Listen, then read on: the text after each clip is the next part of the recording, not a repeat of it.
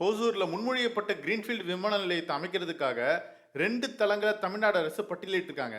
இதுக்கான இறுதி அறிவிப்பு இந்த வாரமே வெளியாக போகுது. மொத்தமா 2 ரன்வே அமைக்கப்பட இருக்கு. தமிழ்நாடு அரசு இந்த ஏர்போர்ட் அமைக்கிறதுல தீவிரமா இருக்காங்க. இடைக்கால சாத்தியக்கூறு அறிக்கையின் அடிப்படையில் இந்திய விமான நிலையங்கள் ஆணையம் அடுத்த வாரம் இதுக்கான ஆய்வு ஆரம்பிக்க போறாங்க. இந்த வாரம் இறுதியில இடம் இறுதி செய்யப்பட்டு அதுக்கான அறிவிப்பு வெளியாக போகுது. ஆண்டுக்கு 3 கோடி பயணிகளை கையாளும் வகையில் ஹோசூர்ல 2000 ஏக்கர் பரப்பளவில் சொந்தமா விமான நிலையம் அமைக்கப்படும் அப்படின்னு கடந்த ஜூன் மாதம் 27ஆம் தேதி சட்டப்பேரவையில் முதல்வர் மு.க. ஸ்டாலின் அறிவிச்சாரு. புதிய விமான நிலையம் இயக்கப்பட்டதும் ஒரே ஓடுபாதையை கொண்டிருக்கும். அதுக்கப்புறமா 2 ஓடுபாதை அமைக்கப்படும் அறிவிக்கப்பட்டிருக்கு. ஹோசூர்ல உருவாக்கப்பட இருக்கிற விமான நிலையத்துக்கு பெங்களூர் முட்டுக்கட்டை போடும் அப்படின்ற தகவல் வருது. ஹோசூர் ஏர்போர்ட்டுக்கு முட்டுக்கட்டை போடும் விதமா பெங்களூர்ல 2வது ஏர்போர்ட் அமைக்கிற வேலைகளில் கர்நாடகா இறங்கியிருக்காங்க. இதுக்காக இப்போது இடங்களை கண்டுபிடிச்சிருக்காங்க.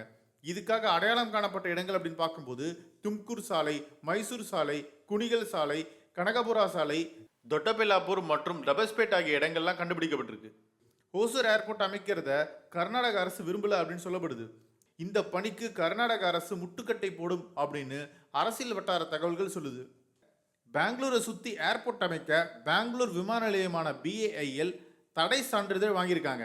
அவங்க அனுமதி கொடுக்கலனா மத்திய அரசு பெங்களூரை சுற்றி புதிய விமான நிலையம் அமைக்க வாய்ப்பு கொடுக்காது. இதை பயன்படுத்தி ஹொசூர்ல ஏர்போர்ட் அமைக்க பெங்களூர் எதிர்க்கலாம் அப்படின்னு சொல்லப்படுது.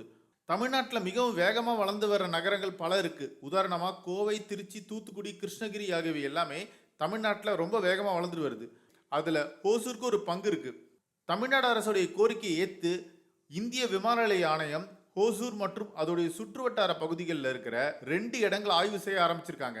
முதல்ல 5 இடங்கள் தேர்வு செய்யப்பட்ட நிலைமையில இப்போ 2 இடங்களா அது குறைக்கப்பட்டிருக்கு. ஹோசூர் ஏர்போர்ட் அமைக்கிறது பற்றியான விரிவான ஆய்வை மேற்கொள்ள ஆரம்பிக்க போறாங்க.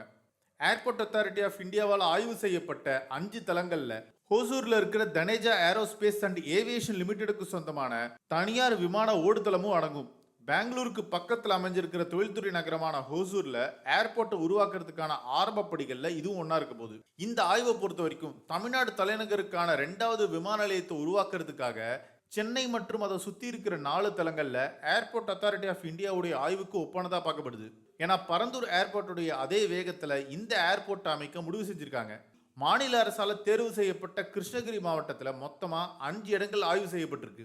ஏர்போர்ட் அத்தாரிட்டி ஆஃப் இந்தியா இது எடுத்து ஆய்வு அறிக்கையை மத்திய அரசாங்கத்துக்கிட்ட சமர்ப்பிக்க முடிவு செஞ்சிருக்காங்க. ஸோ சீக்கிரமாவே ஹொசூர்ல ஏர்போர்ட் அமைக்கிற வேலைகள் நடக்க போது அதை அதிகாரப்பூர்வமாக சொல்ல போறாங்க. இதை பத்தி உங்க கருத்துக்களை கமெண்ட் செக்ஷன்ல சொல்லுங்க. இது ஒன் இண்டியாவுக்காக ஆனந்தன்.